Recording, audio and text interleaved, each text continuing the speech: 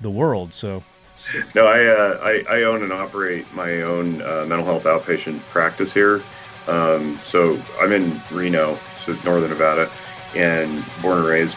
And we have, it's called Zephyr Wellness, and we founded about 6 years ago, and we've continued to grow. So I can explain all that stuff. Okay. Zephyr Wellness is the name of the company. Okay. I'll just do a little bit back. Give me 5 seconds of silence when we get started. And I do edit, Jake, so if you fuck up and say something, you're like, I should have said that, then we can...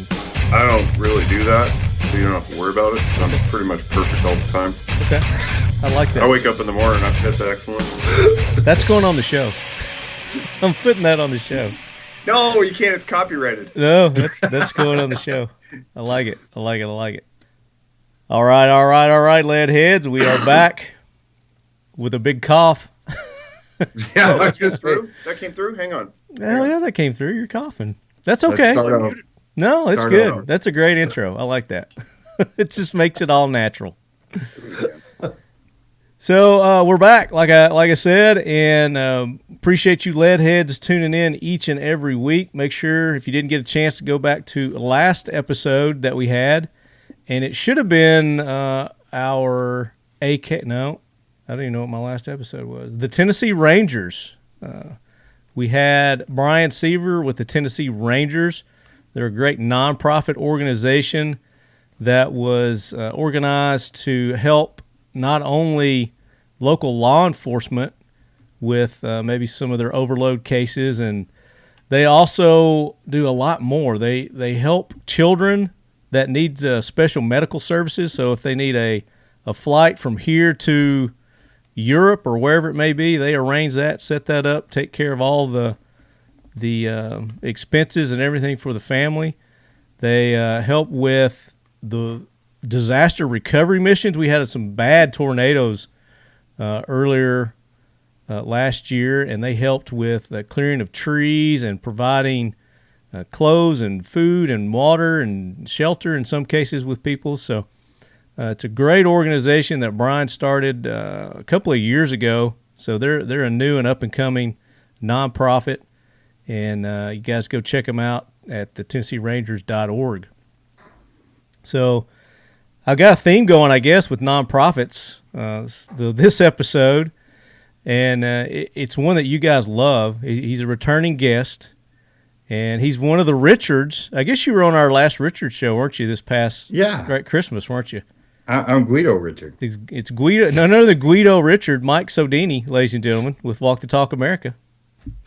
Hey, man, thanks for having me. Yeah, there's a lot of, you're going with this nonprofit theme. There's a lot of people that aren't trying to make money and do great things for people. So yeah, I mean, I might as well consider myself nonprofit too. So no, man, I'm glad to be back. Thanks for having me on. You know, I always love the lead heads. Yeah, absolutely, and they love you too, man. We're not going to bust your balls over the Avidity arms on this episode. We've done that enough in the past, I guess. Unless you've got an update and you want to get into it, I mean, we could talk about Avidity arms, but no, I'm good. You know what? Yeah, we'll pass. I feel like if we talk about it, we'll just make it delay it even longer. It's a hard pass, but but that was a good Richard episode that we did, kind of a holiday episode. And for those who don't know what the Richards are, go back in December is one of our famous Richard episodes. You listen to it, then you'll understand what I'm talking about. We have a good time. But that one was actually educational too. We actually got a little serious on that one. Talked about the firearms industry, the state of the firearms industry. Yeah, it's a good segue into what we're about to do today. And you know, there were some points that we hit back then that are now taking effect today, which is kind of interesting. You know, we're starting to see. Yeah, we were in the dark on who our new administration was going to be. You know, we were all guessing and crossing our fingers and hoping and praying, but it didn't happen, and we ended up with the worst case scenario, which, you know, we were kind of forecasting, and we're here now. And we've been hit with some gun control bills and laws that have been proposed and are on the table. And that's kind of why we got you. You and I were talking a couple weeks ago, and you were giving me an update on where Walk the Talk America is nowadays. And you actually really keyed me in on the HR 127. I really hadn't paid that much attention to it. I knew it was there and kind of knew what was going on, but I want to focus a little more on that and how that is going to affect people in ways that they don't really. Obviously the media is not going to be broadcasting and telling you about. And to do that, you brought in a special guest. So introduce your guest for us today, Mike. Well, I'm going to let him introduce himself, but this is Jake Wiskerchen. He's a Walk the Talk America board member, and I really think you could take it from here, Jake. But this guy is he's a hero to me because the amount of effort and time and energy. Walk Talk America is a small organization that does big things, and everybody that volunteers for this, whether it's Pincus, Coley Noir, Jake, we do it for the love of the game. We do it because we love the second and we want better mental health in the United States. But Jake, go ahead and introduce yourself. Well, first of all, I'd just like to say that I appreciate being lumped in with Pincus and Coley Noir because I myself envision myself among those greats and often dream of being no with comment. One day, I too will have 1.8 million YouTube subscribers. No, thanks for that. In truth, it's very, very humbling to be called a hero to somebody, anybody. But you, I look up to you. So we can continue this love fest by giving my appreciation to what you've done. So Jake Wiskerchen, that is how the name is pronounced. Some people stumble over that. I am a Northern Nevada native. Born and raised here, 5th generation. I co-own a mental health outpatient practice called Zephyr Wellness that we've run for almost 6 years now, and we continue to grow. We're one of the larger agencies in Northern Nevada, and we do counseling. We do outpatient talk therapy. And the way that I got connected with Mike was 2019, spring of 2019. I was texting a friend of mine who's mom owns a gun range. It's actually the premier range and retail store here in Reno called Reno Guns and Range, and he's the general manager. His name's Jordan Slotnick, and we are longtime friends dating back to college.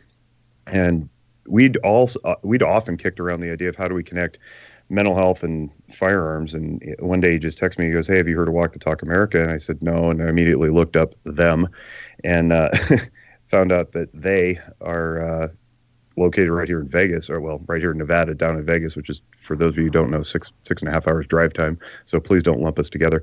But I emailed them and immediately got a response from Mike, who is them. He's the they and them. Yeah, for all intent and purpose.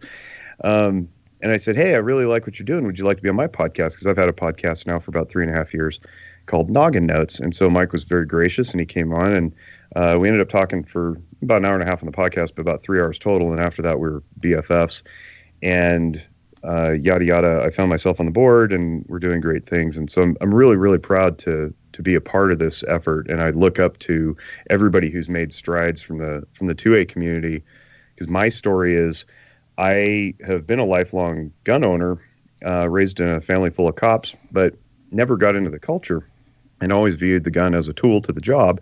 So I didn't do shooting competitions, rarely went out and shot for fun. We did hunt growing up, but never really got into the rest of the culture. And so through the last couple of years that I've been with you, and Rob has been really instrumental in this, quite honestly, meeting guys like KD and Argo J, I have learned so much, and it's expanded my knowledge base incredibly. I now, I'm still a kind of a baby to the culture, but there was a point in time where I had to make a decision about how much I was going to invest myself in this, because my community, the clinical community, is very suspicious of gun culture broadly, and that includes military veterans and active duty and police and all sorts of people who otherwise deal with firearms, because we just don't understand them. And I've got theories about why that is, but I don't know that they're relevant. The point is, there's judgment. When you say suspicion, what do you mean? Well, we just don't talk about it, right? So I think for motives. Is that you're suspicious of motives? No. We I think it's because largely the social sciences, of which therapy is one, psychology, tend to tilt politically left, and politically left tends to be anti-gun. And it's very bizarre to me that in a profession that hangs its hat on non-judgmentalism and lifelong learning, not only doesn't attend to guns at all, but actually denigrates them. And I've been part of many conversations in various organizations and groups and whatnot around the community where topic of first responder comes up, and it's like, what kind of first responder? Oh, it's a cop. Oh, you're treating a cop. Does he have guns in the home? He's got a depressed kid. What are we going to do about that? It's like, I don't know, treat the depressed kid, I guess. But the gravitational pull seems to be toward this spooky firearm thing. Mm-hmm. And they want to go in and overprotect, I guess. Yeah, we get a lot of that, and I could certainly talk about the ethical conflict there, because I think that's probably interesting. But I want to just say that the decision I had to make was to come out of the closet, so to speak, as a firearms owning clinician. And I definitely, in doing so, I know that I ostracized myself from some members of the community. However, I did see a lot of people poke their head, go, "Oh, I've never heard that before." And they came forward and said, it was almost like a, kind of a wink and a nod, elbow in the ribs type thing. Hey, how can I get involved in this kind of thing? So that's kind of been our push lately, is to invite more clinicians in who are not just gun friendly, but want to be vocal about it and not worry about the backlash or the judgment, ramifications. Yeah. Well, I think that's what it's going to take, because I think there's a lot more out there than, like you said, that want to admit, just because they don't want to get the stigmatism, I guess, that it would bring along with it. Like Mike said, hero. You're a hero for doing that, to be gutsy enough to step up in your profession and be able to do that. But know that you've got the backing of this community for doing that. Yeah, I appreciate that, and I've learned a ton about how to articulate my position a lot better from the guys that I listed off earlier, and gals. There's been gals along the way too. Sure. Cheryl Todd, for example. But you mentioned something about overprotection, and I want to dive into that, because if people are listening to that to the show and they want to hear, like, well, what does a counselor have to say about this? I would start with our foundational ethical principles in the profession. There are 5.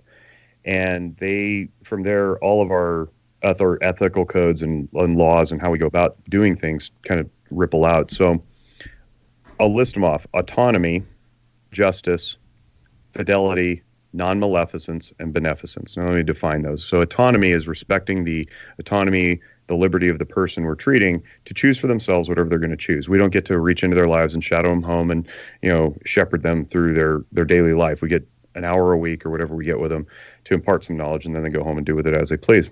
The second one is justice. So justice, we want to do the right thing. We want to advocate on behalf of people who maybe can't do it for themselves. We want to speak up for our profession, make us relevant. Fidelity has to do with faithfulness. People probably heard that word before. And faithfulness to what? Well, to the profession, but also to the contracts we sign with people who come in and want to get help. We want to uphold our end of the bargain, right? Charge fair fees and all that stuff. And then non-maleficence says, don't hurt anybody. Don't be maleficent. Don't do any harm while you're performing your tasks. And then beneficence is help somebody. Be of assistance and help heal people. So here's where I think we get a little squirrely. Let me ask you this. Are you a doctor? No, marriage and family therapist by license. So I have a master's level degree, and that's what gives me my license from the state. Yeah. So when because you have a client doctor, what is that? Doctor-patient privilege. Kind of thing. Does that apply when someone comes to a facility such as yours that you guys aren't technically doctors? Yeah, no. So I think doctor gets spun out a little bit because the medical profession preceded our profession by several hundred years. And then in its current form, psychotherapy loosely has been around probably 120-ish years, and medicine has been around much, much longer. But we have the same ethics and the same confidentiality protection. So I'll talk. Are you protected by law though? Because that's protected by law. We are, and that's nice. That's actually my lane. I love talking about that. So I'll finish up with the ethical thing first. So go ahead. where where I think our profession goes a little sideways is all five of those are supposed to be in balance with each other, right? And one is not supposed to stick out above the others. I happen to believe that autonomy is the easiest to violate because it's super easy for us to just tell people how to solve their problems. And we want to avoid that because it's unethical for several reasons. One is that if I tell you how to solve your problem and it works, then I've solved it, not you, and you didn't learn anything, you become dependent upon me potentially. If I tell you what to do and it doesn't work, then I've caused harm, which means I violated another ethical construct of non-maleficence. So I think that's the easiest one to violate. But here's what we end up doing. We end up taking justice and we want to go like act on behalf of people. And that's good. That's righteous. And that's all well and good. The problem is whenever you take justice and you go advocate, you're inherently stepping on autonomy. Whether or not it was handed over to you, somebody says, hey, can you please go testify for me in this case, which we would never, ever do. But sometimes that happens. Well, then, yes, I'm obviously speaking on your behalf. When you're not, I would be squashing autonomy in favor of justice. Mm-hmm. And I think in today's climate, especially with all the adjective justices we've got going on, like, social justice and economic justice, and environmental justice, and criminal, it's like everybody wants to go do something to help somebody else, but we're failing to acknowledge the ability of a person to go do it for themselves, right? So Sure. We're violating liberty and we're violating autonomy. So when we get to this like quote unquote overprotection stuff, we want to like reach into their lives and put all these safeguards in place so that they don't cause harm to themselves. But that's not our job. It's not our role, and it's really inappropriate. And on top of that, and I'm glad you teed me up for this, we would inherently, at some point or another, if we're picking up the bat phone to the government, which doesn't exist, people think we have a bat phone to the government or something to tattle on them. If we call, say, Child Protective Services because a child is being abused or neglected, we are breaking confidentiality to do it. In some cases, we're mandated by law to report suspected abuse or neglect or isolation, but that's about where it ends. We don't get to break confidentiality for any other reason. But I think what happens in the minds of the clinicians sometimes is we go, well, I got to help. So I'm going to go call the police to do a welfare check because I know you have guns and you're struggling with PTSD, and I think that you might hurt yourself, so I'm going to act on your behalf. It's like, whoa, man, you want to put your license in for that? Because you will.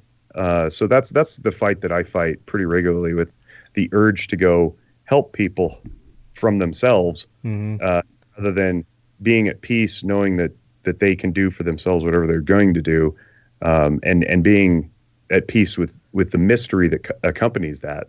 So there's a lot to say about that. I mean, I could soapbox forever about that one topic, but yeah, I don't want to bore either. Well, I've had personal experience with going to counselors, put the finger quotes up, like relationship counselors and things like that. And, they've got this thing that you got to fill out that to me feels invasive and intrusive in the questions that they're asking on there. And a lot of times I won't fill those out. Right. I was like, why do you need that? Well, we got to have it for our file. I was like, well, where does this file go? Who sees this file? And they're like, well, if the government ever comes in or there's any issue, then they can. And I was like, no thanks. I don't want to do that. And then they go, we have the same confidentiality as doctor, client confidentiality. We won't, none of this goes outside this room unless, here's the but, except if I determine that there's, like you said, abuse, some sort of potential abuse or harm, we find that you might be harmful to yourself or, 5-6 other things, that, and I was like, okay, do you have a checkbox on this, or is this just in your own opinion whether a person meets these criteria? And they're like, well, it's our opinion. I was like, okay, well, you and I didn't hit it off when I first came in to begin with. Right. I was like, so, and I know, and I know my background, and I know what I do, and I know the things that I'm involved with, and which I'm not a violent person, I'm not an abusive person, or any of that. But you could deem it in your mind that I am, and especially since we didn't hit it off when I first came in, and I was like, I think we should just end this now, and for me, that's why I'm resistant to going to seek a professional. I put my finger quotes up again, help, because it's not going to be worth, to me, it's not going to be worth what the potential ramifications, is that the word I want to use, that could be forgetting, instead of getting the help. I was like, I just screw it. It's not worth it. You just encapsulated what is the mental health stigma, right? So we're talking guns on this show, and the audience can't see me, and I didn't actually do it because I hit my microphone, but I was rubbing my hands in eager anticipation to launch into this, because this is the stuff that really fires me up. I'm very proud of what we do at Zephyr insofar as we host students in their graduate studies, and they all have to do a practicum and hit several hundred hours before they can even graduate, before they can get their intern license, and then they have to do several thousand hours before they get their actual license. So shepherding people through this process is really an honor for me. And I find myself in our supervision meetings having to bust through some of the orthodoxy and so forth that's going through these students and interns' heads. One of those things is exactly what you laid out, is that data collection form in the beginning, right? So at Zephyr, I purposely stripped out all of those questions. We used to ask things like, what's your substance abuse history? What medications have you been on? What's your abuse history in childhood? What are your grades? All that stuff. And I was like, this is ridiculous. I don't want to do this anymore. We're going to ask basic demographic information so we know how to contact you. And that's about it.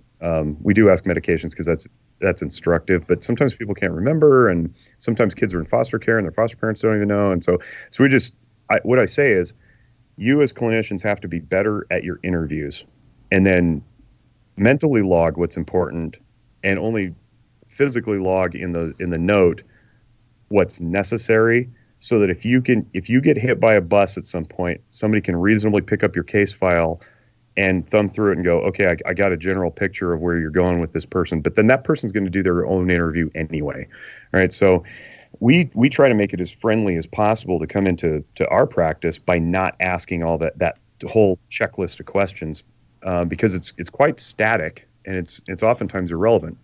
We could be asking things that don't even matter to you anymore because it was in yesteryear. And then it invites the question of like, well, how far back do I go? If you're 50 years old, do you care about whether or not you were in counseling when you were 12? Like, I don't know if that's relevant. So we let the patient talk about what's important to them, and then we go from there. That was one of your questions, and I don't know, are there questions that you have to answer by state law that they require you to, or is it just each individual clinic has their own list of personal questions that they ask? So yes and no. If we're billing your insurance, we have to do certain things like diagnose. And that's one of the frustrations I have as a clinician, is that still to this day, to my knowledge, we are the only, I put us under the medical umbrella because we're medical. We're the only profession under the medical umbrella where insurance doesn't pay for, as a benefit, a routine checkup. We don't get a preventative care benefit for mental health. We get it for pediatrics, we get it for dental, we get it for optometry, we get it for primary care, where you don't have to have a diagnosis, meaning you don't have to be broken before you get treatment. And I think that's horrible. And it's one of the many fights that I fight to try to change, because that in and of itself is off-putting, and it serves as a barrier to care when people think, well, I got to go in there, but you got to diagnose me with something. And usually if we can't figure it out, or if it's just a low-level, general malaise of some sort, we just say adjustment disorder, because everybody's always adjusting to something. Mm-hmm. And if you're having some anxiety or some depression, and it doesn't meet full criteria for major depressive episode or generalized anxiety disorder, for example, we say, adjustment disorder with anxious distress. Okay, that sounds a lot less threatening. Now, I'd like to get to a point where none of the diagnoses are quote unquote threatening, because they should all really be viewed the same, which is you're ailing, and we want an accurate picture of what you're ailing with so we can treat it appropriately. But I've heard stories from my own community, from my own people, from their supervisors who say, don't diagnose somebody with a personality disorder because it's too heavy. Don't diagnose them with bipolar disorder because it's too threatening. What's a personality disorder? Give an example. So personality disorder is something, there's a whole series of them, but the popular ones, I guess you could say, are like borderline personality disorder, narcissistic personality disorder, dependent personality disorder. And what a personality disorder is it's a long-standing, enduring pattern of behavior that doesn't work. It's not working for you. And the word for that is called maladaptive. Keep doing but the you have same thing over and over again and expect to get different results. Several years of revolving door of relationships or violence or dependence or whatever it is. So people are scared by that because there's this cultural narrative that says if you have a personality disorder, you can't be fixed because we can't change your personality. It's like, well, that's not true because you had something before and now you have a different personality. I know I've changed personalities from when I was 15 to 25 to now I'm 42. Totally different personality. Yeah. Just because it takes a little longer to change habits doesn't mean it's unfixable. Yeah. So it doesn't mean that those personality traits aren't still there too. Right. And we don't want to get rid of all our personality either. But what I find reprehensible about advice like that coming from supervisors and professors is that you're telling them to diagnose incorrectly, which is unethical, but it's also dangerous. Can you imagine going into a doctor's office and you're like, oh, my stomach hurts, and the tests come back and it's like, well, you got stomach cancer, but I don't think I want to scare the person, so I'm just going to tell them that they have indigestion. Can you imagine? Like, that's horrible. So I tell my people, like, diagnose accurately. Or they just have indigestion and they tell them they have stomach cancer because they want to treat them. Well, yeah, you got some of that too. But you tackle that all the time, Jake. Like, your big thing is I shouldn't have to see you for the rest of your life, right? Like, that's something that you preach. That's the tease to our show, right? We have this Guns and Mental Health podcast, and one of the things I say is mental illness can be overcome, right? And it should be. It's like any other illness. And if you, barring some permanent brain injury or disfigurement that we can't see because we can't get the tests because they're super expensive and you can only get them at Stanford or whatever, let's presume that you can heal. And that's the optimism that we get. Well, let's presume that you can heal, and whatever your diagnosis is only a symptom. Well, I'm not interested in treating symptoms because that doesn't solve the problem. Here's the issue, though. Insurance needs that code from that symptom, anxiety, depression, substance abuse, whatever it is, to reimburse me as the practitioner. And I have to put that on a piece of paper. Now, the question is, where does that go? And insurances are also protected by law from disclosing any of your medical information, of which our service is. So really, there is no repository. There's no, like, the government can't. So really the bad guy here is insurance. No, I wouldn't. Yes. The big, the obstacle, I mean, really the big obstacle here is, because everybody's trying to appease the insurance and what they're going to cover and what they're going to, what they'll pay for. It's like you said, unless they've got some sort of a diagnosis, their insurance won't pay them coming to see you, which is bullshit. It shouldn't be that way. But that's insurance. It's a little bit of a problem because let's pretend that we live in the world where Jake wants to live, which is where you can come in 3 times a year, pop the hood, check the belts and hoses, make sure you're okay. But if I find something in there that needs repair and it needs longer treatment, insurance isn't just going to pay for that for no reason because that invites fraud, and then I can just continue billing. I have to diagnose something. And what I'd like to do, yes, I would like the insurances to pay for preventative care, but I would also like the broader community to stop treating this like it's some permanent disfiguration that will never change. We need to change our language around the way that mental illness, call it whatever you want, struggle, illness, disorder, it doesn't matter. I'm not going to be word police on this. The point is, you're miserable. We want to get you better. You're seeking professional help, and we shouldn't judge people for that any more than we would judge somebody for needing a brake change on their car. But you have to put a name to it. You have to put a label to it. Otherwise, the insurance won't. They won't cover it. It's not just that. So you asked about laws and what governs what we do. In our laws in the state of Nevada, we are required by law to keep a case file. And that's part of ethical practice, too, so that we don't just keep you on the calendar in perpetuity, constantly looking for reasons to keep you coming in so that I get my pockets fat. So again, insurance. A direction. No, not necessarily. So even if you're a cash pay client or patient, you come in, you're like, hey, Jake, I just want to pay for your time. I want to articulate to you, or you should articulate to me what your problem is, and then together we collaborate for a treatment plan. So we want a goal to achieve and then objectives to that goal, because otherwise we don't know when we end. Mm-hmm. When are you done, right? So we want to keep track of that, and we want to be pretty objective about that. Now, a lot of it's so let's differentiate you between a therapist, just a therapist, versus what your specialty, which is mental health, I guess, diagnosis? Yeah, because so people go to therapists all the time. It's just part of their routine. It helps, a lot of people mentally. It helps a lot of people, just to get it out and talk. And so differentiate what you do versus going to just a therapist, I guess. So I am a therapist. It's actually my title, Marriage and Family Therapist. MFT is the acronym. And there's different stripes of this, and they have different credentials. And I'm not going to get into the alphabet soup necessarily, Sure. but I will list several of them off. Clinical social worker is a therapist. Professional counselor is a therapist. Psychologist can be a therapist. A psychiatrist can be a therapist. Psychiatry, in its roots, actually was the original talk therapy. And then in modern times, they became more medicinal, and they would prescribe medications. And the incentive there is that shorter window of time to talk to the patient, pays better because you're dispensing medicine, and you got to know more, and you got to go to med school. So there's no real time to have the talk therapy, which goes into the conversation about what does the medical community do versus the mental health softer science community. Medical community should work in conjunction with that. And I view, and many people, it's more common now that medicine is not the answer. It's a shoehorn to the answer. So when you take medicine, it alleviates your symptoms so that you can talk to me. We can change some behaviors, change some patterns in your life, and then eventually the medicine should just go away. And to Mike's point about how we should be empowering people to get off the calendar, I don't want you dependent upon me to solve your problems. I want you dependent upon you and your social network to get up to solve your problems.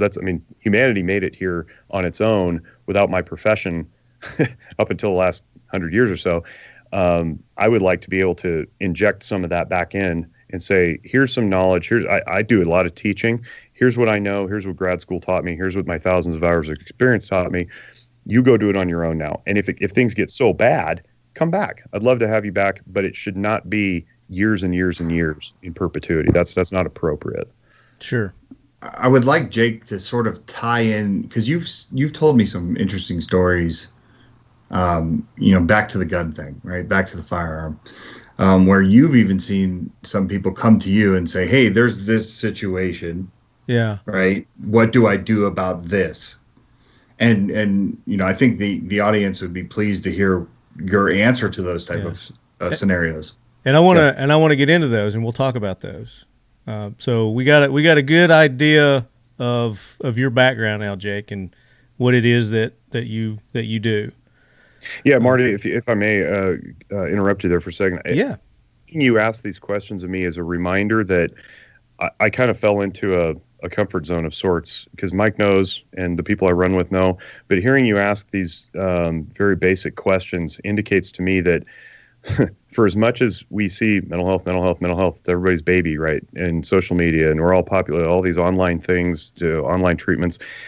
I think we get lulled into a sense of complacency where it's like, oh, people like mental health now and they understand it. No, they don't. They absolutely don't. So I appreciate the opportunity. No, and you're the first mental health professional that I've had on this show. So for our listeners, we kind of need to start off, with the basics, and then we're going to work our way up into the laws. How these laws are racist. They're what's the stigmatizing. They're stigmatizing. Yeah. They discriminate. Thank you. That's the word. Discriminate. They discriminate. So.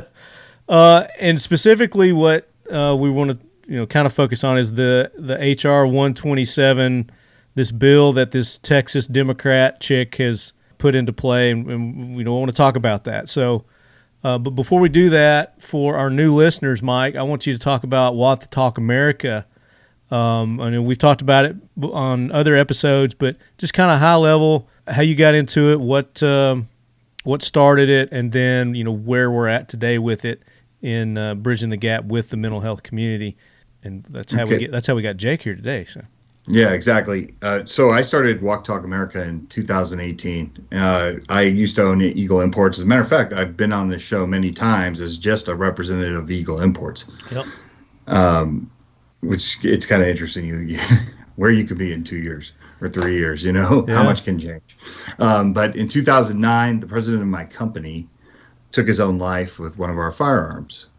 It had a huge impact on the way we moved forward as a company as a whole. And there was always something that I wanted to do to honor him, but I just never knew what it was. Cut to 2018, Rafael Devalle, another guy that's one of the Richards that's been on your show. Top we were Richard. Top Richard, yep. Yeah. We were out celebrating in New Orleans, and we met a stranger who didn't know anything about firearms, and it was gun neutral, actually, and said, what happens when there's these mass shootings? A mass shooting had just happened. I don't remember which one, looking back on it now, but we were in it, man. We were like 11 vodka sodas deep, and we said everybody blames us. We blame mental health, and nothing ever happens. It's always the gun's fault, and then we're saying no, it's these crazy people. And right, that's all. The crazy word comes out from the gun side. Right, and because we do pass the ball, and I'm guilty of that too. Yeah, right. I was at that moment. You know what I mean? Sure. But anyway, so she asked one question, changed my life. She just said, if you guys know what the issue is, how do you work hand in hand with the mental health community? That would only make sense. And of course, Raphael's like, yeah, man, you should really give $1 a gun for, So the concept of Walk the Talk America was to work with the mental health community and try to figure out ways that we can help fund them, right, to solve some of these issues. I wanted a shortcut answer. To me, it was like, hey, if we can hand you money, maybe we can fix money some solves of these everything, right? Just throw money at it.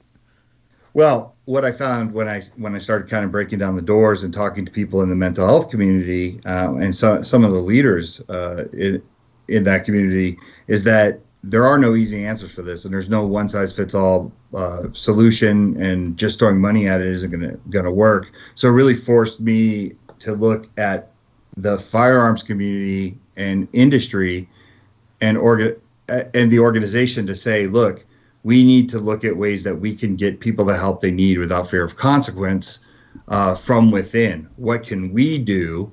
Where are we willing to go with this?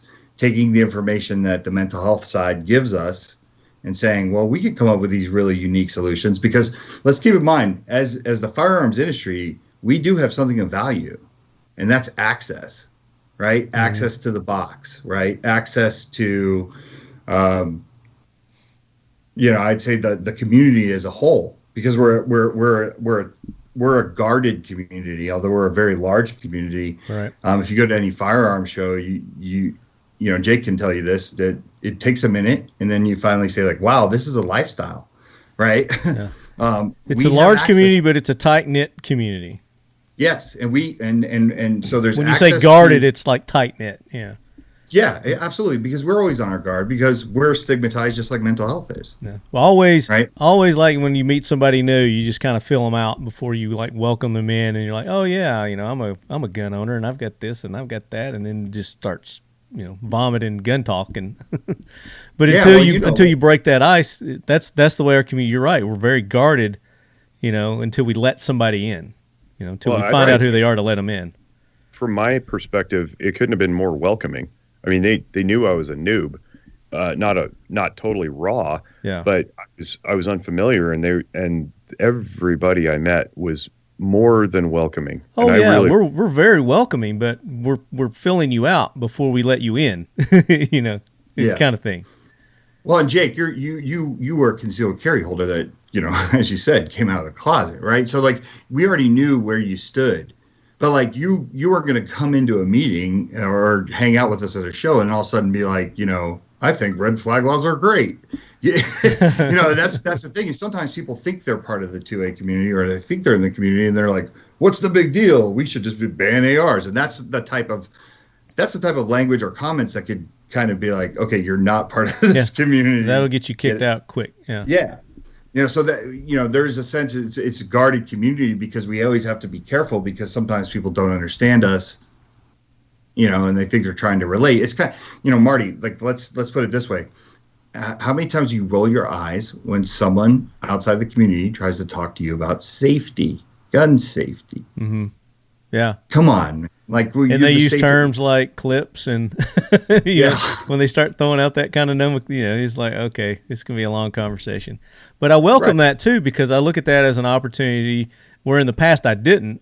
I would just dismiss that person. I'd be the gun snob kind of thing. But now I look at it as an opportunity to educate and have a conversation and try to understand their point of view and how they came up with that point of view before I even, diagnose the problem before I try to treat it, kind of thing. So I'll go through a line of questioning and just kind of figure out, what makes you think that, what led you to believe this? Because there's a million different ways why somebody would come up with AR should be banned. It should be illegal. So you come up with that person's perspective before you start saying, well, this is, actual. These are the facts before you start laying that on them. Well, and I think we're moving. That's one of the things that I've been pretty proud of when I think of the community the past couple of years is where we're getting to, right? Like, I do feel like we're opening up a little bit more and kind of taking some of the things that we weren't allowed to have before. Like the being socially conscious and, stuff that people didn't think we do. Before we started the show, you mentioned a lot of the taxes that are put upon our products go to these great things that nobody knows about. Right. I mean, the average person doesn't understand the TTB tax and how that tax goes into land conservation and everything like that. Like, huge amount of the tax dollars from firearms and ammunition goes towards nature conservation, wildlife, nature conservation. And if you were to take that money away, if they were to get rid of the guns, then that money is gone.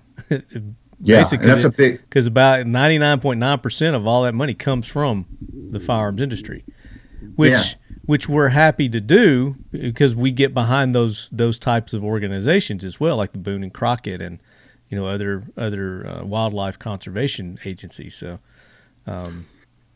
I think that the issue has always been with that is that most people don't want to hear it, right? Like, they don't want to hear that that's a positive coming from, especially when they're not into firearms. And the second thing is like, it doesn't, the difference, I guess, is with the work that Walk the Talk America is doing, and maybe, I'll lump some other people in there, like the NSSF's work with suicide prevention is now we're branching out into helping human beings, not just land management and everything like that, right? So I think what really... Which it should be that way. More of those tax dollars should be going to that type of research and that type of treatment. And other company, other industries should be taxed for the conservation, like the gas and the oil and gas industry, the chemical industries that are throwing the pollutants, and so we got to need to share that tax out with other industries. Like you said, I mean, what you're doing brings awareness, and is like maybe some of these taxes now can be diverted and moved towards the type of research that we're looking to bridge this gap between the mental health and the firearms industry, where it's not, they can't just say it's the gun's fault. It's the gun's fault. It's both industries. They got to come together. They've got to work together to make it work. And if we do it ourselves and police ourselves, let's keep the fucking government out of it. Right. And the fact that you took the initiative and you're working with the mental health and you're bridging these gaps. So let's keep the government out of it, for God's sake, and then maybe we won't get these taxes. Yeah, I mean, I think it's just also, my and thing these is laws. Like, these silly laws. Like, one of the things that I said, Jake and I just wrapped up a podcast with someone from the VA, a higher up from the VA that I worked with at the White House. And, one of my closing arguments when we were all having these meetings was, everyone had to say something. And I said, look, we don't need to tell people what to do. We don't need any more laws on the books. We don't need any of that. We need to shift the focus, the way we look at a firearm in the firearms industry. And instead of making us villains, look at the firearm and visualize it as a place, a conduit to where people can get the help they need when they're in crisis without fear of consequence. And it's going to be a game changer because we can give you that access. Yeah. Like I tell the story about the card, the card for WTTA that has the mental health screenings. I didn't get any resistance when I went to any of the companies that I asked them to put the card in. Right. When Arms Corps or High Point, I walked up, I gave the card to those guys. I said, hey, I want this in your box. What do you think? what is this? For every gun they Is it sell, simple? they put that in the box. With Yeah, them. they put it right. Just like the safety manual and all that goes in. Exactly. And it was like, and that's the thing is I get to go, I get to And cross that's a over. completely voluntary thing that they decided to do on their own. It's not government mandated or anything like that. Like locks and things like that now. Yeah, exactly. And Arms Corps, like they just showed me the new packaging for their shotgun ammo, and it has the take a free and anonymous mental health screening at WTTA.org/love right on the box. Yeah. Like they didn't even do the flyer thing. So like we can move towards that. And this is the stuff I'll tell you, Marty, like when I go to places like DC or I'm talking to people and I may rub elbows with people that might lean more towards the restrictive side, is I guarantee you that they think that we don't do anything. So when I go and talk to these people or I show up and I argue on behalf of something, when I can show that we're doing things and we're better at it than most people, or, we're making that effort, that goes a long way because they expect us literally to just sit there and use the Constitution as our only argument. Yeah. Right? They think we're just going to go private from the cold dead hands, Second Amendment. Like, and we will still use that. No, I mean that's the core. That's the the building block right there. Right, but if you do that and then you say we're doing this X, Y, Z. Yeah. Oh man. That's what I'm saying. I mean that needs to be like that's the core. Is this is really the only reason that you shouldn't be doing this, but let me pepper you with this also, kind of thing. And and that's what I want to arm my listeners with today. Is on top of the Second Amendment, here's other reasons why all this stuff is ludicrous and it's not working and it's a waste of everybody's time and tax money. So. Let's get into the jack wagons now. Hoorah, Semper Fi, do or die, hold 'em high at 8th and I. It is time for the talking lead jack wagon of the week, so brace yourself, baby. And we're just going to have one today, and it is, she made it, I think, a couple episodes back, but it's Sheila Jackson Lee, who is the one, I guess, who's credited with bringing in H.R. 127. So Representative Sheila Jackson Lee, she's a Democrat in Texas, is proposing new legislation that would create a national database of who owns firearms and how many they own. The database would be made public, allowing local criminals to target firearm owners by simply looking up their home address in the government database. And that's just one, downfall of making people's names public. House Resolution 127 was filed earlier this year as a placeholder, but was updated on January 28th to outline how the Attorney General, through the Bureau of Alcohol, Tobacco, Firearms, and Explosives, would be tasked with establishing a system for licensing the possession of firearms or ammunition in the United States and for the registration with the Bureau of each firearm present in the United States. And it's entitled the Sabika Sheikh, I don't know how to say that last name, Firearm Licensing and Registration Act. She was one of the school children that were killed in that shooting. I guess it was in Texas. Was that where it was? I can't remember. I read the story last week, but she was an exchange student from Pakistan. She wasn't even an American student, and they named it after her, which I can see. Them using that like as a political tool, naming it after her. I guess they feel that gives it more legs or more validation. I don't know. But anyway, what is your understanding? Because you guys have probably read this a lot more thorough than I have in what all this bill is proposing, H.R. 127.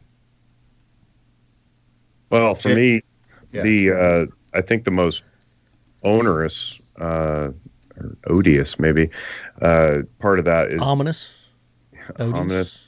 odious, smells weird, odious. Odoriferous, odoriferous. Yeah. Right guard sports stick. Is the requirement for a psych eval before you can purchase a firearm. There's so many problems with that, starting with provider shortage. And even the ability to pull it off. I don't even know where to begin. But I guess I'll start with the I guess it provider would create more jobs. Well, maybe in that Maybe. industry.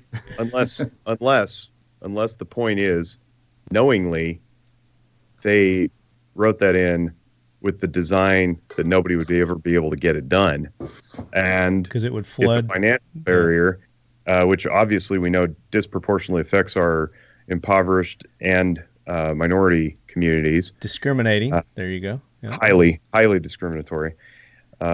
But there's just not enough people to do such a thing. And then let's pretend that we do get that accomplished. We magically have, hundreds of thousands of psychologists floating around or whatever. And they're trained, by the way, to do such a thing. Then where does the information go? And that's the big question. And we talked about earlier that, the magical repository that doesn't exist yet. Well, that's what they're proposing. The stuff would go, right? Yeah, that's the database. Yeah. And so we would presumably connect these two things. And now, and this is why I think it'll fall flat. I honestly think that and some other things are kind of red herrings to get people riled up and frothy. Because the way the legislation usually works is they strike the things that are clearly unpalatable so that they get the rest of the bill through. Mm-hmm. So it's entirely possible that was written with that in mind. They're like, well, we're not going to die on this hill if we can get the rest of it through. And we know that everybody's going to get fired up over this, right? Including the mental health world, which says we can't possibly pull this off because of our ethics and other laws, including HIPAA. So you'd have a federal law in competition with another federal law and they'd conflict. But we would presumably, if this thing goes through and the magic wand is waved by those who would prefer restriction over liberty, that you'd have databases talking to each other, able to be accessed by many other parties. And now all of a sudden your medical information is just open and available to whomever wants to paw through it. And then from there, we can draw spurious conclusions to what medical conditions possibly constitute a danger when owning such a horrible, dangerous thing like a gun. And then we can restrict your access to that thing. And where I am really frightened is, yes, gun control is a problem. I'm frightened by where this could go elsewise, including employers who do a background check, presumably from this newly created database, who now can use that as a reason not to hire you. Mm-hmm. They're privileges, not necessarily rights, but privileges in society, like driving a car or having security clearances. All sorts of stuff. I think it's really, really dangerous. I think it's very, very bad for a whole host of reasons. It's one of those slippery slopes. Quite. Yeah, there's so many aspects of these silly laws that even if the person had intended them to be, to save lives and come from a good place, their heart, they just don't think of the consequences. We use the example, I think universal background checks is something that I think just made another step forward today. I don't think it'll ultimately pass, but when you think about Jake, like the other day I noticed on Twitter you were having an argument, or it wasn't even an argument. Somebody had made a statement about universal background checks and suicide prevention. And you're just like, hey, listen, I'd like to see some evidence that universal background checks, take the number of suicides down by firearms. Like, where's that evidence? And of course, like, it doesn't, everything that person sent and the links that were sent thereafter, I couldn't see anything that really linked the two together. We still had a civil conversation, or you did with the lady. But that's the thing is, like, take, for example, a transfer law, like in the state of Nevada. Like, if Jake's over at my house and he sees that I'm not doing well, I can't hand him my firearm to take for a couple days while I clear my head. The minute he leaves the house, we've broken a law. And those are the consequences to some of these things that people say are a good thing, and they never really think about who it really affects. I actually do a training. I have a presentation on that exact topic that I give to anybody who wants to listen. But I also train our police officers here, and I've been doing that for about 3 years in the crisis intervention week. And part of the presentation is I cover red flag laws, or extended risk protection orders, as they're legally called, because Nevada just adopted one that went into effect January of 2020. But in conjunction with that ERPO law, we had the expanded background check law, the alleged close the gun show loophole law. And so here's the issue.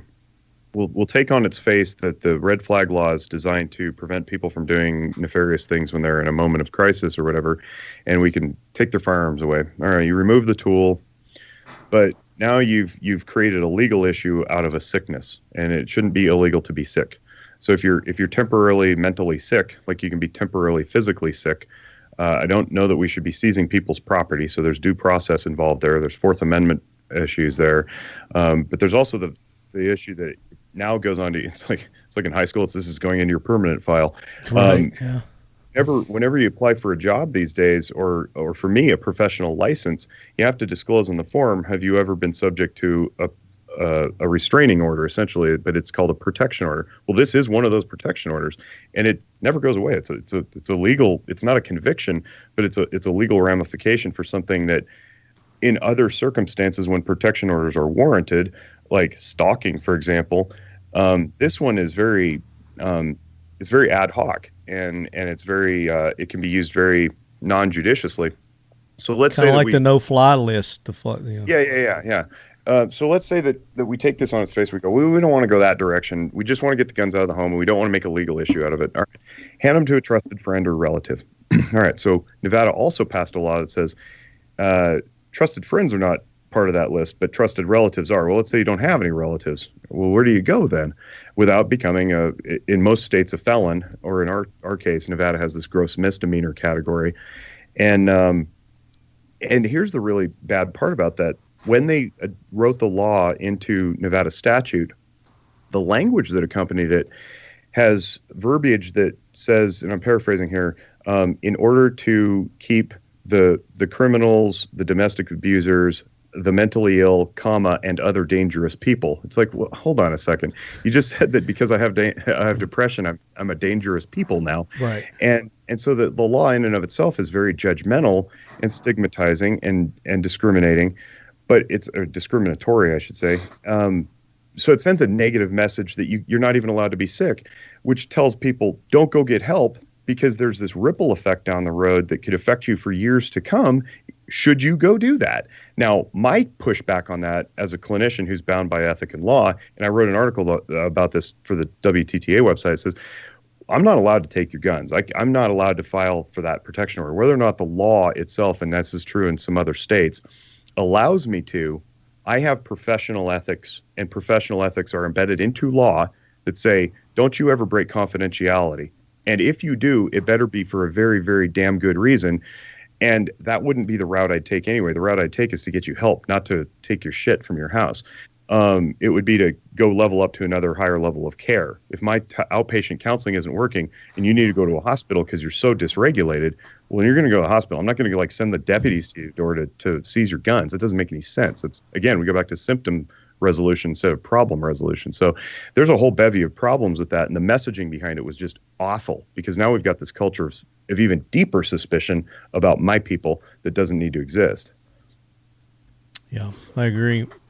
And then going back to what you were talking about is, like, if somebody is diagnosed, like the red flag laws there, if instead of them, the government coming in and taking the guns, giving them to a friend or family or loved one, in this, it's my understanding what I read in this the 127, that even if you give your guns to someone else, they still have to go through this process.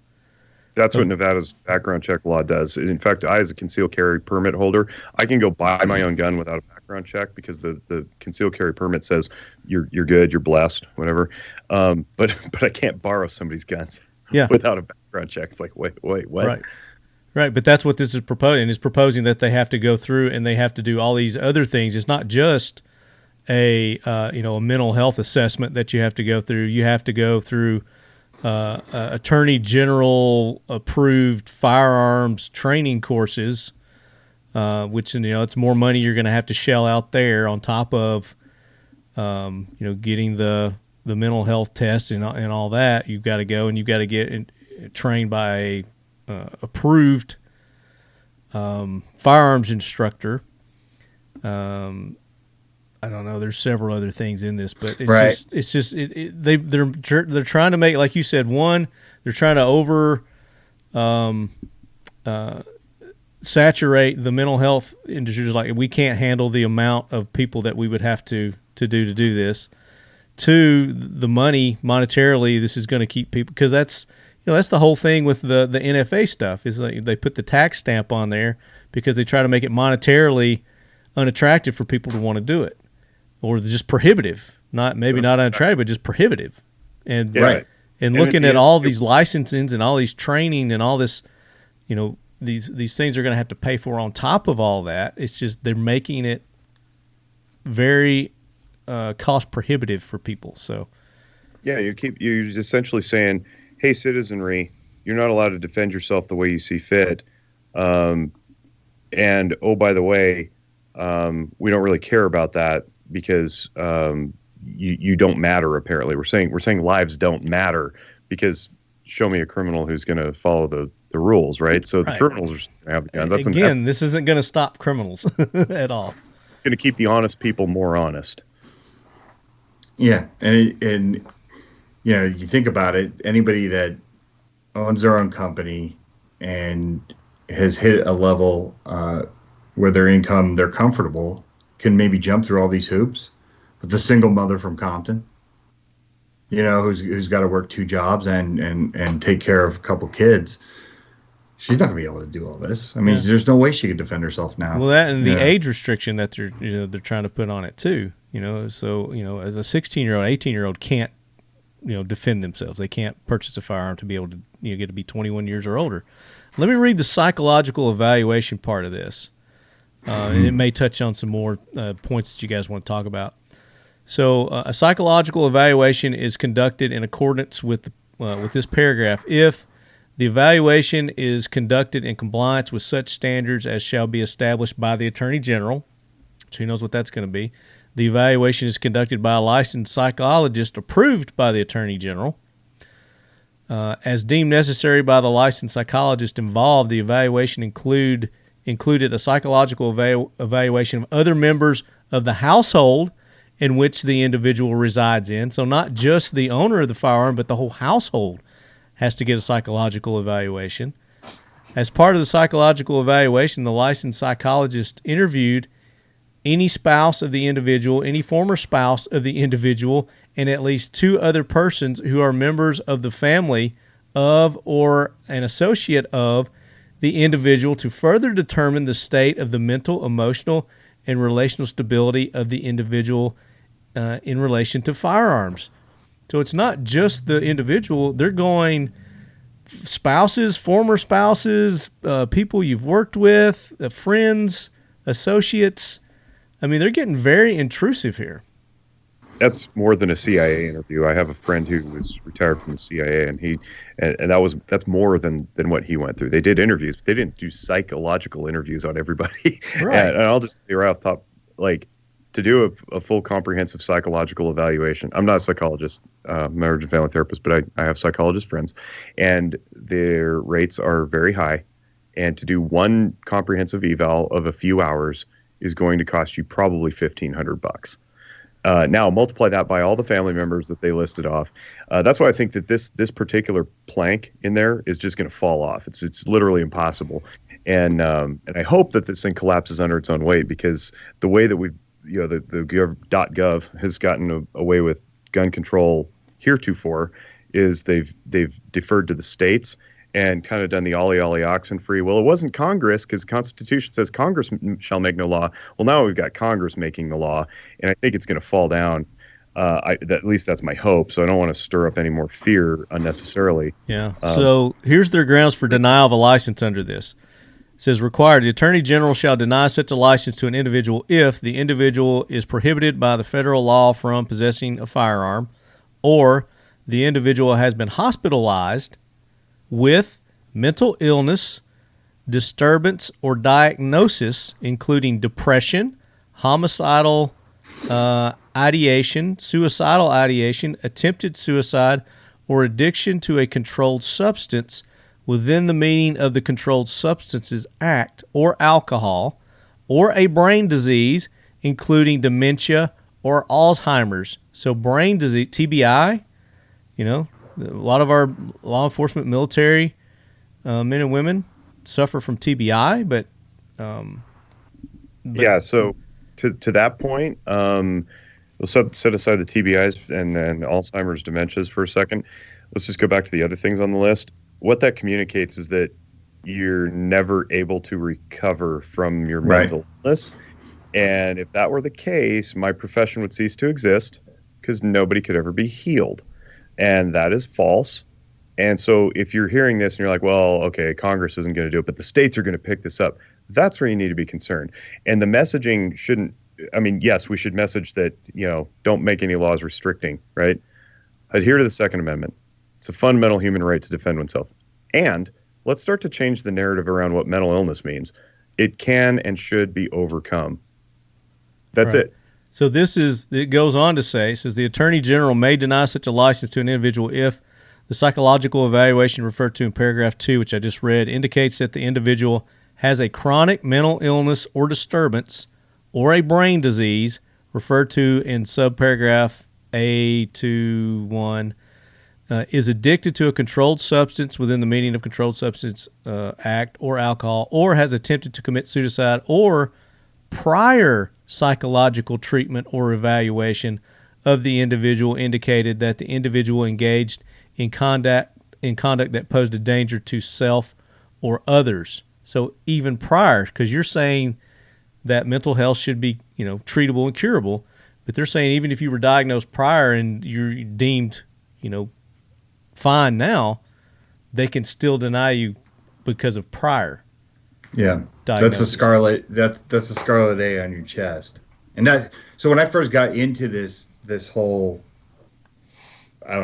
concept, right, of bringing the mental health community and the firearms industry together, I thought, remember I said earlier, okay, we could stop the next mass shooter. All we got to do is, help fund some of the outreach programs that the mental health community is saying their budget had been cut over the years. Well, one of the things that they came back and kept saying is to find the next mass shooter is like finding a needle in a haystack. And I didn't really understand that at first, right? Because I was like, no, there's got to be signs, And he said, no, like the only future predictor of violence is previous violence, not mental health diagnosis. And the way it was broken down to him, he's like, you can give 10 people that suffer from bipolar disorder a firearm, and all 10 of them will go their whole life without doing anything with that firearm to anybody. Yeah. And then somebody could have a bad day, or there could be a situation, an impulse control or maybe an anger management issue over a certain situation, and that person can go off with a firearm. Or a adverse effect to medication that was prescribed wrong by a doctor. Right. Yeah. If you don't mind, I want to share my screen real quick and point out some numbers here that the audience won't be able to see it, but I'll just say what they are. Yeah. Oops. If I can, how do I toggle over here? I don't know if you guys can see that or not. Mm-hmm. Yes. Yes, you can? Yeah. Good. Yeah. All right. So what the audience cannot see is a Venn diagram. A Venn diagram is overlapping circles. And you see a very, very tiny circle of mass shootings hidden inside a much larger circle of gun deaths, overlapped with a larger circle yet of suicides. So here's how it reads. All firearm death, this is 2018 from CDC, Centers for Disease Control. All of 2018, all firearm deaths, 39,740. So that's 40,000 firearm deaths. Okay. So of those, suicides were 24,432. So 50% of all firearm deaths were suicide. Now, how many mass shooting deaths were there? 80. 80. That's 0.2%. So when you hear this stuff talked about with like, we're going to prevent gun violence, what they're essentially doing is they're inappropriately conflating homicides, which is mass shootings, and suicides. And we're essentially saying suicides are violence inflicted upon self. So it's a very clever way of conflating two concepts all under the umbrella of violence. So it sounds flashy to the recipient. Say, we're going to prevent gun violence and all these deaths, when really half of gun deaths are suicides. And the vast majority are gun crimes committed through gang warfare and drug conflicts. Right, because a mass shooting is two. Is it more than one or more than two? 4 or more. Four or more usually. Okay, But it's a blunt instrument to where a scalpel is needed, and if we're going to do suicide prevention, well, then all this background check stuff isn't going to stop it anyway, because there is no predictor to suicide beyond sometimes very intimate understanding of the individuals in that person's life.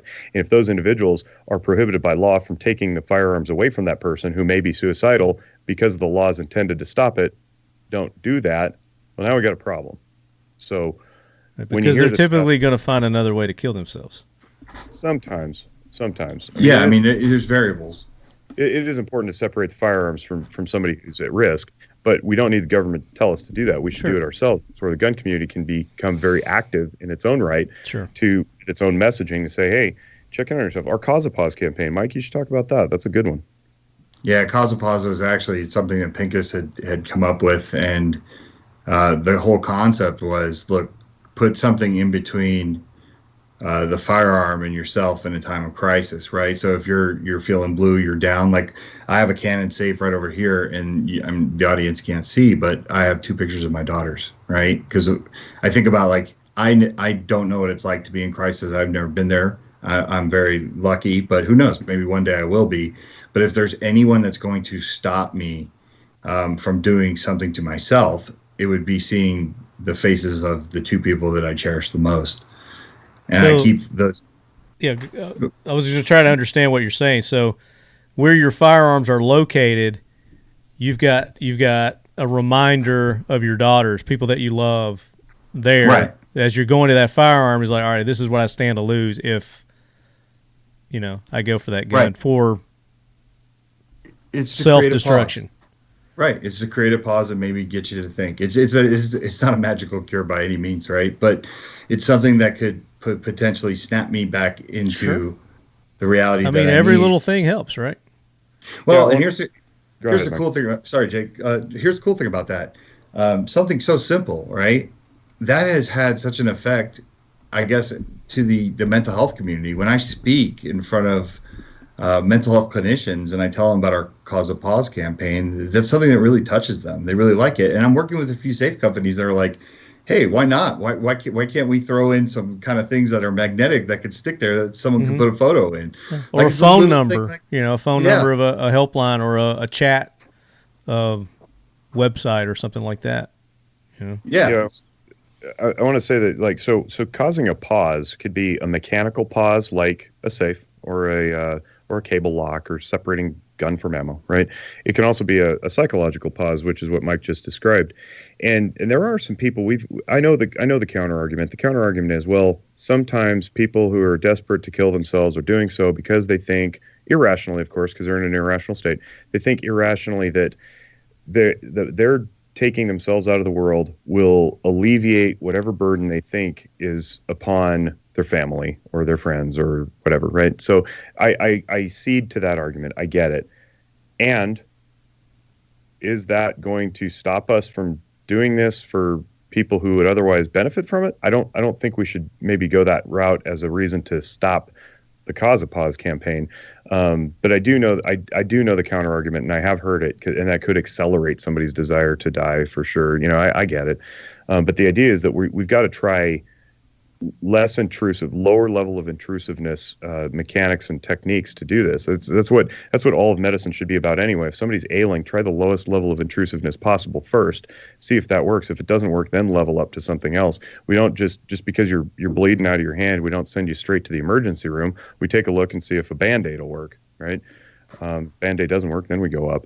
So causing a pause can be any sort of pause. It can be mechanical, it can be psychological, and in a case where we're working on some really cool technology with safe companies, Mike, you should talk about the family pause that can happen by overriding the safe code. Yeah, we're working with a couple safe companies right now on some technology, and actually this technology comes more into play these days now that we're having issues with transfer laws, right? Taking firearms out of the house. But picture, if you will, a safe that if you have an agreement with, say, your wife or your partner, whoever that is, right? It could be a family member, and they they know you. They know that you go through bouts of depression. These bouts could last maybe 6 days. They could last a month, whatever. Instead of taking the firearms outside of the home and trying to place them somewhere so there's a recovery time, that safe could be disabled through an app, and it won't open until that timer runs out. And it's something that if somebody doesn't want to use, right, you don't have to use it. It's kind of like a car stereo. If you don't like country western music, you don't like hip hop, you don't have to tune into those stations. You don't throw out your radio just because it has those stations on there. Thus, we got censorship, though. So the government still stepped in because they felt people couldn't do it on their own. So the government's got to step in. So I mean, the government's always sticking their suckers in where it doesn't belong, and they're always going to do that. And you can't be trusted, Marty. But we've got to. We have to police ourselves the best we can, so it doesn't come to extremities like they're trying to impose on us now with the example, the gun laws. Yeah, all these. Yeah, well, that idea came from a vet that was my Uber driver in Denver. I was leaving Pincus's house, and he basically. There's a story I tell. It's kind of funny, but we don't, for time constraints, I'm not going to go into it. But basically, he told me the story of that his wife is. Well, okay, so Pincus's car looks like a NASCAR, right? Mine, yeah. I've got it wrapped with all my sponsors, yeah. Yeah, but for firearms. Well, I get in an Uber. It's like when I get in an elevator, I don't even want to talk to anybody. I just want to look at my phone and kind of do about my business because I really suck at the small talk thing. And the guy sees Pincus's car, and immediately the questions start as soon as we get like 1 mile down the road. Right. You guys in the firearms industry? He wanted to talk about firearms. I thought I'd shut him up by just saying that I'm actually part of the mental health community. And I started talking about Walk the Talk America, and I was like, okay, he's gonna, and it actually backfired. We're on the highway. We just got on the highway, and he pulls the car over, and he stops it, and he says, "God put you in this car for a reason." And in my mind, I'm going, "This is the end. You're I'm crazy die. much." No, he said, "I want you to look at me when I want you to look at me when I'm talking to you, boy." It had this real, like, you talk about a way to make an impact, and it really did, because I did get to see his face. He was very sincere. But he said, I suffer from Lyme disease. And I didn't realize, except for the day before, right? Like, if this wouldn't have happened, I had a meeting with the vice president of Mental Health America, and she was telling me about how her son battles Lyme disease, and how many times people that have undiagnosed Lyme disease, when they don't know, people tend to think that. Say what Lyme. Tell our listeners what Lyme disease is, so they're not here Googling while they're listening. Lyme disease, the deer tick. It's a disease that attacks your nervous system. It affects your brain. Many different health issues. I mean, everything from fatigue. But what happens is that people sometimes will think someone that's battling Lyme is actually battling mental illness, and they can be misdiagnosed. Right. And I didn't realize that until talking to Debbie the day before. But it just so happened that the Uber driver shared that story. And where he was going with this was that he sometimes, because of the Lyme, he will kind of, go off the rails at times for 2 to 3 to 5 days. And his wife knows him so well that she was instructed, they had an agreement that she's supposed to remove the firearms whenever she sees them coming on. And then she's instructed to bring the firearms back when she knows he's okay. I mean, I thought that was a really cool story, because it's just, once again, policing our own, right? And having that kind of trust and commitment. Well, I took that back, and I ended up talking to Mike Baker from Cannon Safe, which is Cannon Safe's located in Vegas. We were having lunch. I was telling him the story. I said, "How cool is that, man?" And Mike goes, "Well, what if we built that into our safes? Like, what if we made that as an option where people can have an app and, police their own?" And we started talking about it, and then it just becomes a better idea the more you talk about it, because you're like, yeah, what if people want to use it just if they go to Hawaii on vacation as well? So it doesn't always have to be something about crisis, right? Yeah. It could be, I'm going to Hawaii and I want to lock. But this is one of those down. things that I was talking about earlier, where this is a great idea, and this is going to make this better and do this. But have you looked at the adverse? Is like, how could that be adversely used on these people? Have you done that analysis on that yet? I mean, everything you're saying right now sounds great and good, but you also got to look at how that could be used against that person as well. Well, I mean, if you look at it, maybe somebody wants to get into their safe sooner than what they the time that was allotted for. My assumption is that if my wife is going to have the ability to lock our safe, and I say, look, honey, when you see me acting a certain way, or our daughter is depressed, let's just lock it up, right?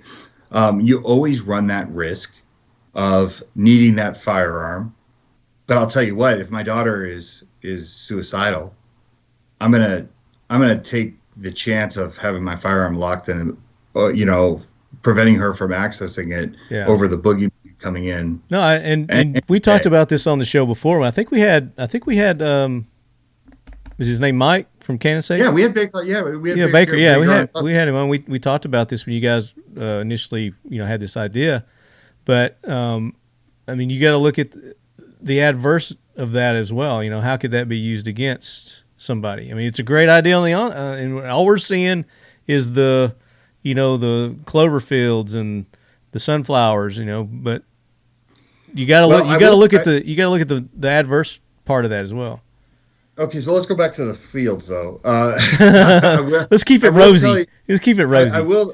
Right. They could be used against somebody in a court for custody, something like that. It was like, well, I had to lock his safe, blah, blah, blah.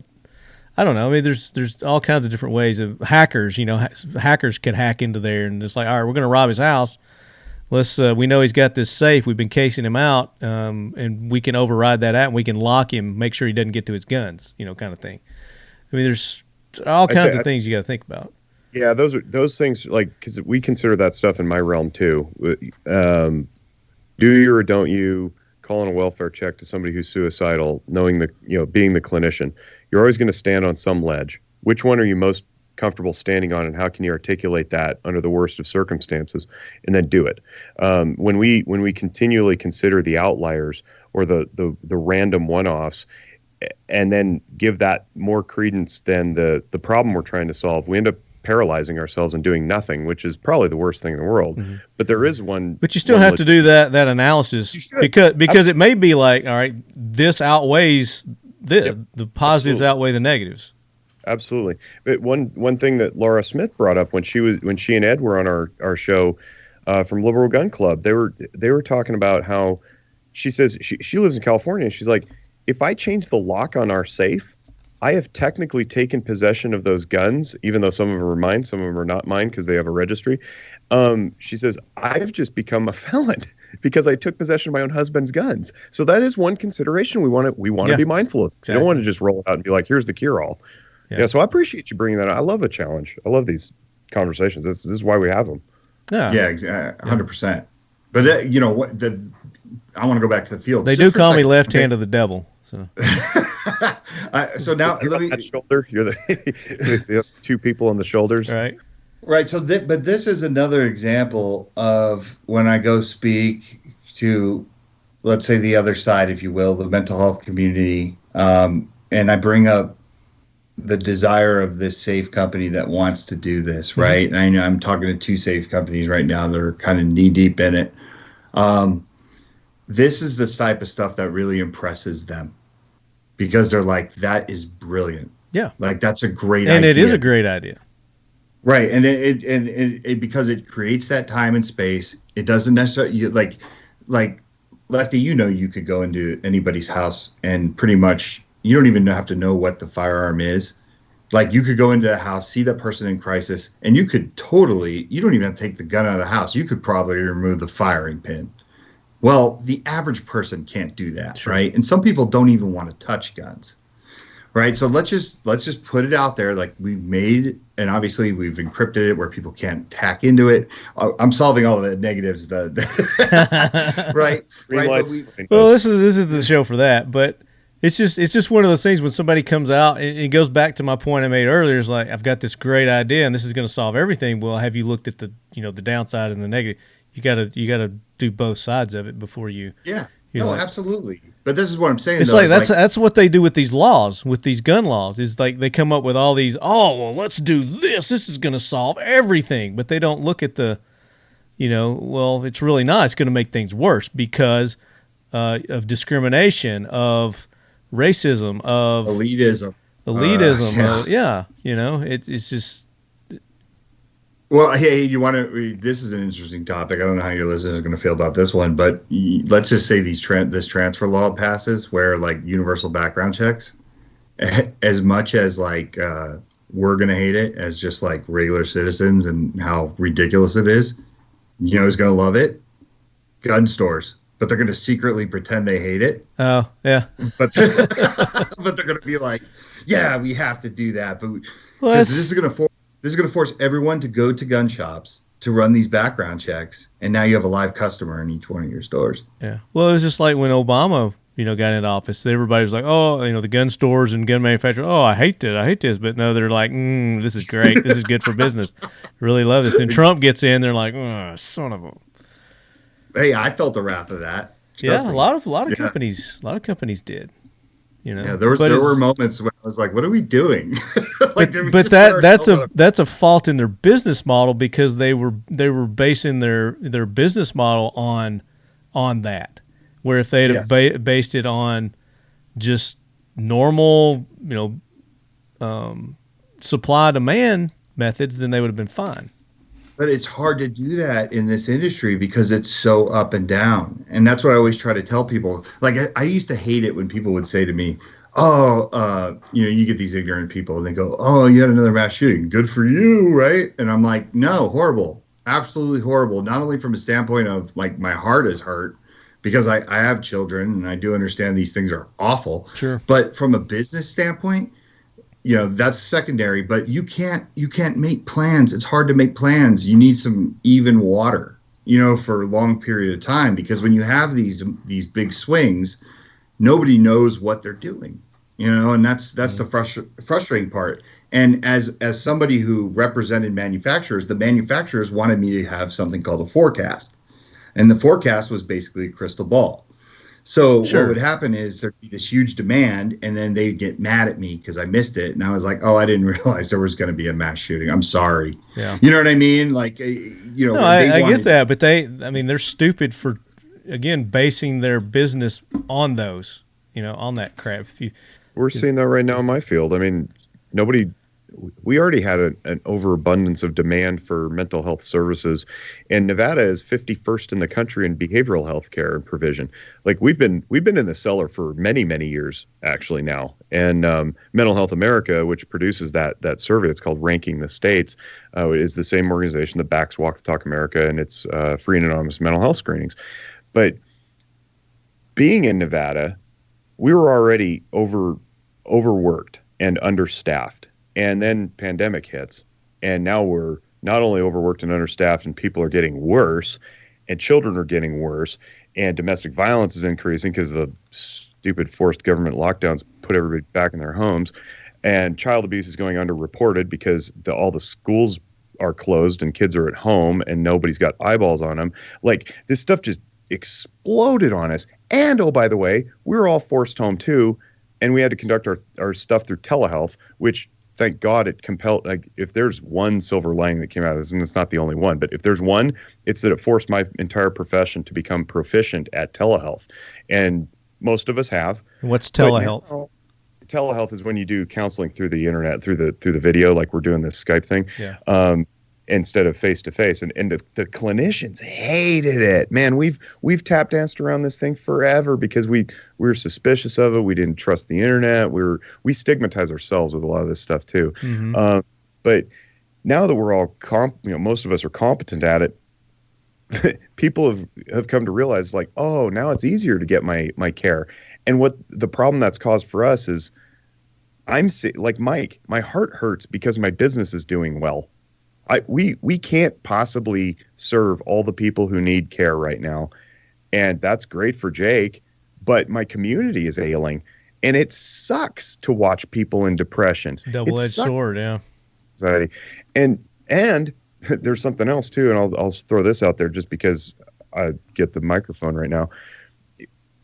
Beware of who you're talking to if you sign up for online therapy, because The companies that have come out now, Talkspace, BetterHelp, Good Therapy, it's these things you can register to and like check in with a counselor or pay a subscription or whatever.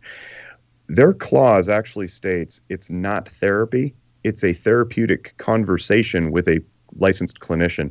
And there's a whole bunch of backdoor liability that I think a lot of people are not aware of. But just be very wary of that, because it's invited a lot of charlatans into our field. So, I don't want to stop anybody off from getting themselves treated, but just be judicious about it, Yeah. And, not just your industry, but I've noticed a lot of industries that were very reluctant to go digital, virtual, I guess virtual is the word. Virtual, yeah. Are finding that, this is really a good viable way to do it. Like follow-up doctor's appointments. You go in instead of going in for the follow-up, because they just ask you a bunch of questions anyway, they're able to get a lot more done through a virtual than, the waiting. Great. It's good for the patient. It's good for the doctors. They can see more clients.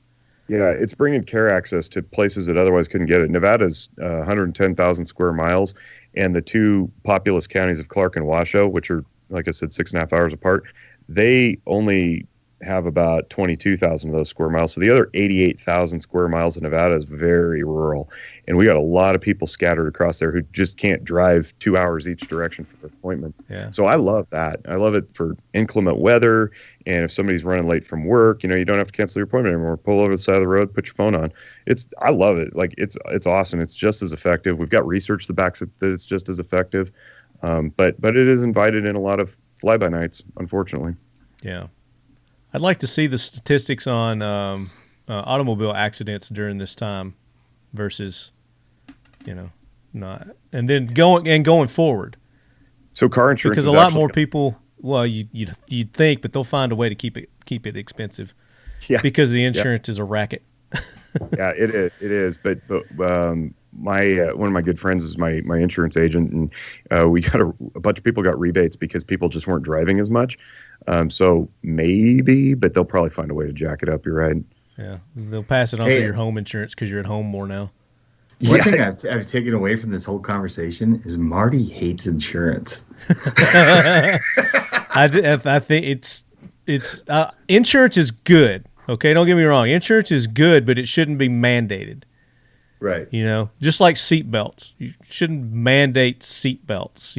There shouldn't be a law that you have to wear seat belts. Shouldn't be a law that you have to have insurance. Again, it gets into the, discriminating and that type of stuff. Because not everybody can afford certain types of insurance. That's that's what the 2A culture is all about, is personal choice and freedom, right? Right. And that's exactly. And then we get into that thing where it's like, I know what's good for you. And then they want to start taking it away from people that don't use it. The firearm, they don't use it with anything but the best intentions. That's how they use firearms, and that's the majority of firearms owners in the United States. So that's why it's like mind-boggling that we have to go through this hoops. Yeah, Rob actually found out some interesting data. Pincus, I'm guessing here, but it was like 30 years ago. It was like 1990 or 91 when. The percentage of advertisements in gun magazines was like 80-20 sporting versus defense, and now it's completely inverted, and it's roughly attributable to the kind of the crime wave of the early 90s, and then since then crime has plummeted worldwide, all crime. And we're still afraid, though, is the problem. So media sensationalizes this stuff. It has a psychological effect to activate our limbic brain that says, be afraid. And out of that fear, what do? You want to eliminate whatever the threat is that you see, or the perceived threat. So now we got people buying for defense purposes, and there's no statistical substantiation for that, but there's a psychological substantiation for it when all we're fed is danger, danger, danger, danger, danger. ISIS is going to kick in your window at 3 a.m. And it's just not true. I mean, now we've got legislatures looking at passing laws to protect children who go into the park by themselves, so that the parents don't get CPS called on them, the free range kids or whatever, because we're still stuck with the idea that our kids could get snatched at any time, and it just doesn't happen. It's like less than 120 a year or something in a country of 150 million kids or something, and the vast overwhelming majority of those abductions are by known people. They're custody issues. Right. And yet we've got tattletales out there running around with their cell phone cameras calling the cops because they see kids unsupervised at the park. And it's like, what are we doing? So we have to be aware of how much we intake into our own heads and how we behave out of that information. It's anyway, another soapbox I could go on, but we're running short on time. I like your way of thinking though. That's good. I like that. I will tell you, I appreciate, Marty, that you're as Johnny Raincloud as I am, because I feel like I'm always the guy in those conversations who's like, yes, but have you considered? Yeah. Well, I'm kind of the great equalizer. So if somebody's on, the downside, I'm going to take the upside. I'm going to be that one that's going to look at the other side, because you always have somebody that's looking outside that. There's another thing, and I can't remember. I've got all these great things that sayings and things, but when you've got like 5 people, they can't all 5 agree on the same thing. You got to have at least one that's going to be the opposition to that.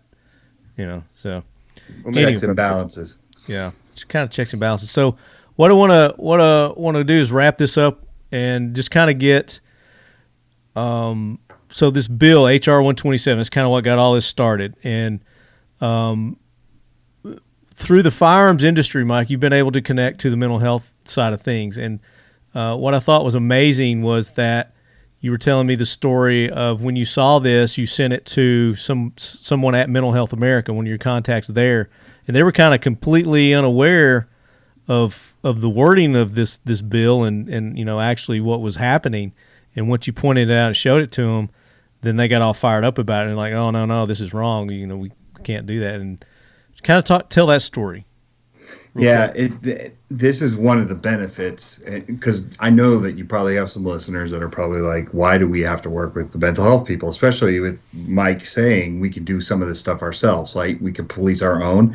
Well, the truth of the matter is one of the benefits of it is being able to contact Randy Meehan from Liberal Gun Owners, right? He said it best. He said, the way he phrased it, I'm killing it here, but it was something like, we have allies. We suck with quotes, don't we? Yeah, we do. Right. But it's the ultimate Aikido move or jiu-jitsu move, right? You get these allies because Mental Health America is an ally to us, Walk Talk America. Their organization doesn't stand for Pro 2A, but what they do stand for is that, we get the stigma of mental health destroyed, and everybody that suffers from mental health should never lose their rights. So when I saw this bill and I saw how stigmatizing it was, I had a funny feeling that they had probably never looked into it. Why would they? Right? It's like me looking into some kind of rule in golf. I don't golf. Like, I'm not going to be in there trying to figure this out, even though they should, right? But it's gun world, right? And we, as gun world, we take on that fight when we see bills like this. But I was able to put that bill in front of the Vice President of Mental Health America and say, everything you've told me about stigma and how wrong this is, or how wrong it is for people that battle mental illness, look at what they're doing here.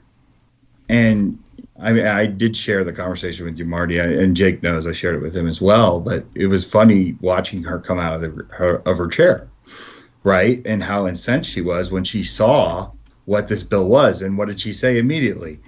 Our people are contacting our representatives in Texas to contact Sheila Jackson to tell her how wrong this is and how bad this language is. So we can actually get our allies in other communities to help fight our fight.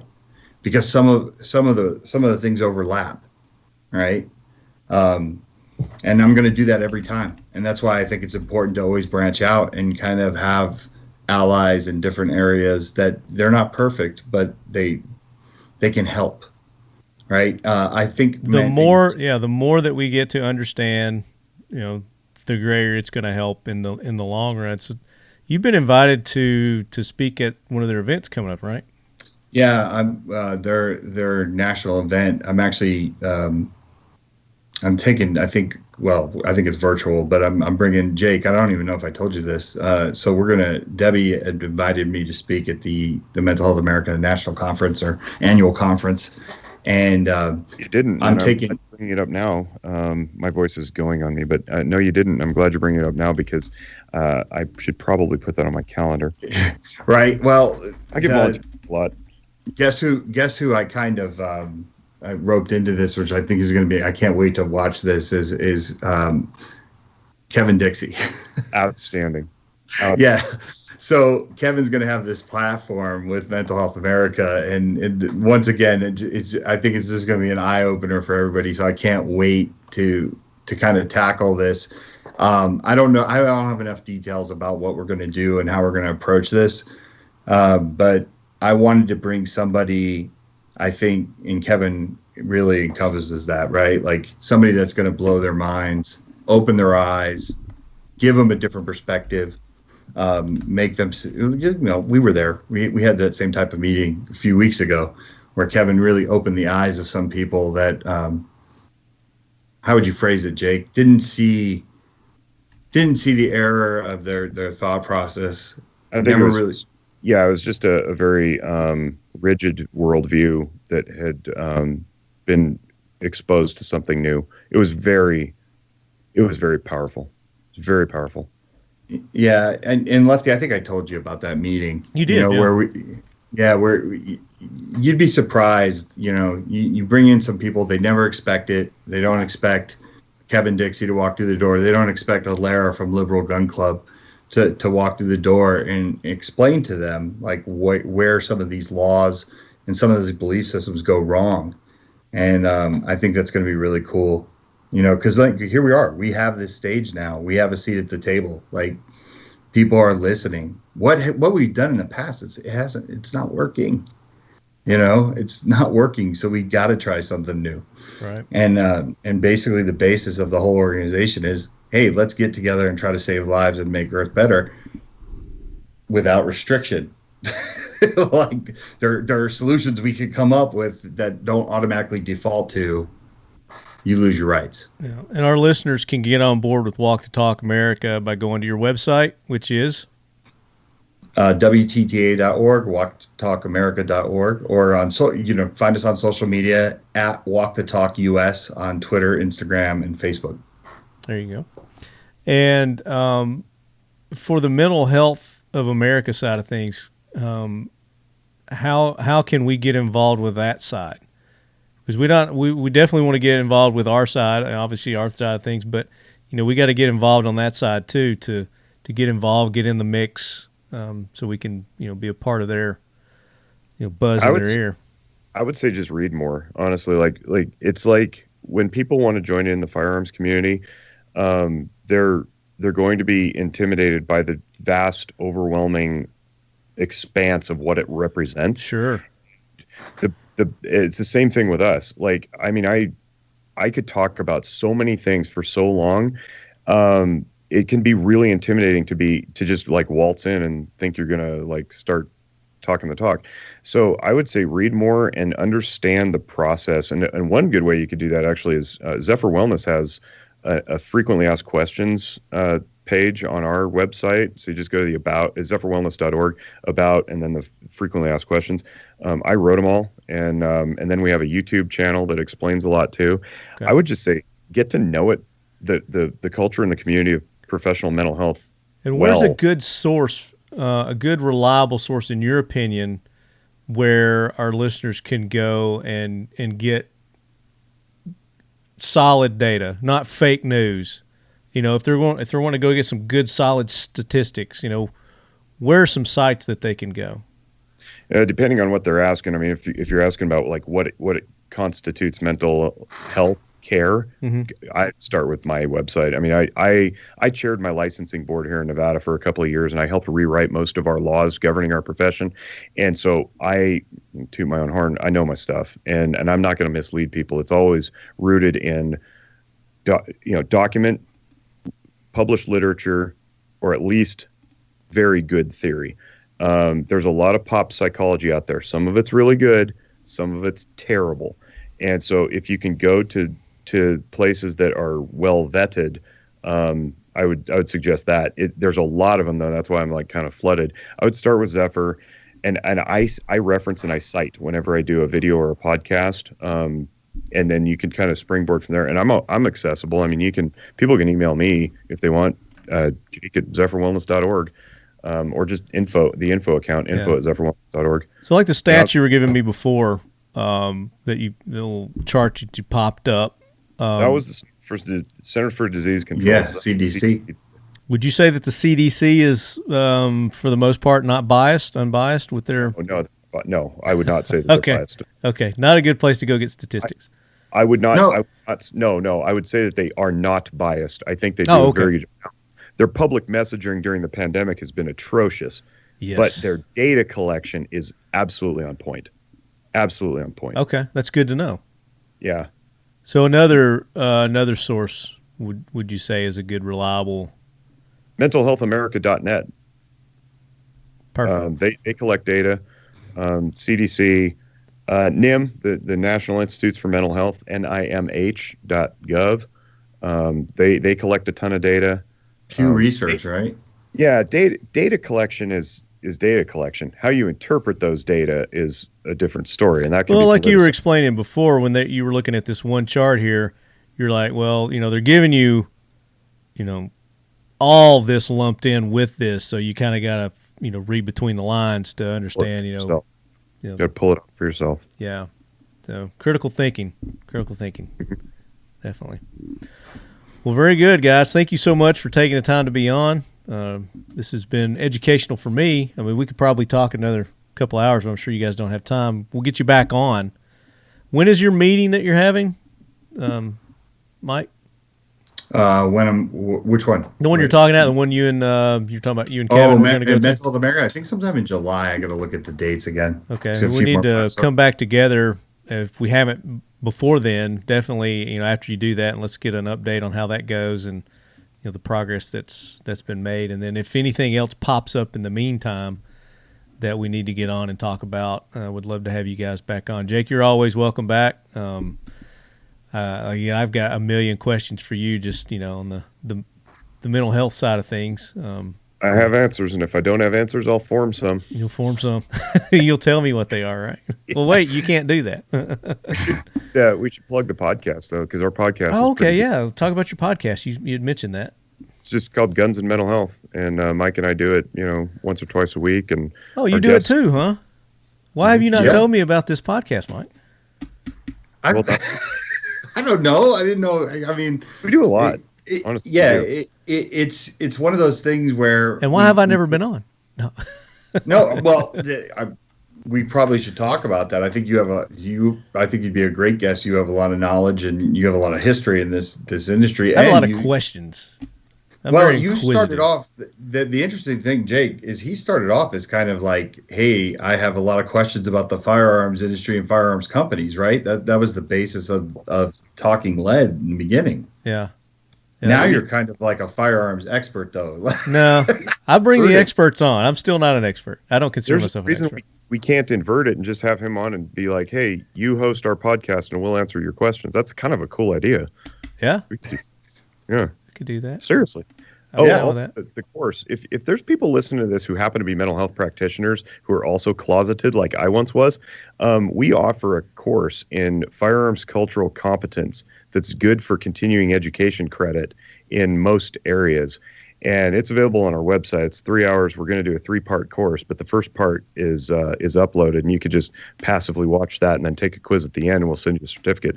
They do that through your website? Yep.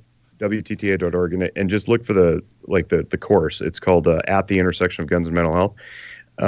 We've offered it a few times. The most recent time we had 236 people attend, which is remarkable.